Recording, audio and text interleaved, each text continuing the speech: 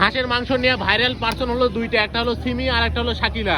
তো আপনার পক্ষ থেকে কার মাংস বেশি স্বাদ লাগছে আপনার কাছে? কার হাঁসের মাংস বেশি স্বাদ লাগছে? কার মাংস বলেন না, অন্য মেন কিছু আপনার ফেস থেকে লাইভ দেখতেছি। আসলে হচ্ছে গিয়ে আমি যদি বলি পার্সোনালি যদি বলি, যেহেতু আপনার টাকা দিয়ে খাবেন, ঠিক আছে, তো আমি কারোটা খারাপ বলতেছি না, যেহেতু আপনার টাকাটা অনেক কষ্টের টাকা, ফ্যামিলি মেম্বারদেরকে নিয়ে খাবেন, তো আমার প্রেফার থাকবে যে 300 ফিট শাকিলা আপুরটা, যেহেতু আমি ট্রাই করছিলাম, আসলে অনেক ভালো।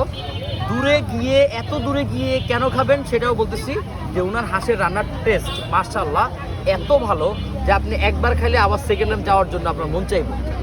হ্যাঁ, আর আমাদের যেটা বলছেন যে এখানে যে আগারগাঁতে যেটা পাওয়া যায় এজ বাসার রান্না, এটা খাওয়ার জন্য কষ্ট করে আগারগাঁতে এসে টাকা খরচ করে যে এটা খেতে হবে দরকার নাই। আপনারা চাইলে এলাকা থেকে একটা দুটো হাঁস কিনে নিয়ে বাসায় ভাবিরে বা আপনার আম্মারে বা আপনার বোনেরে দিলে, রান্না করে দিলে যে স্বাদটা পাবেন, ওই যে বাজারে যে রাঁধুনি মশলা পাওয়া যায়, মানে 5 মিশালি খুব সুন্দর রাঁধুনি গুঁড়া মশলা পাওয়া যায়, যেটা ওটা দিয়ে রান্না করলে যে টেস্ট এখানে সেম টেস্ট এক্সট্রা। জাকির ভাই, আমাদের এই লাইভে কিন্তু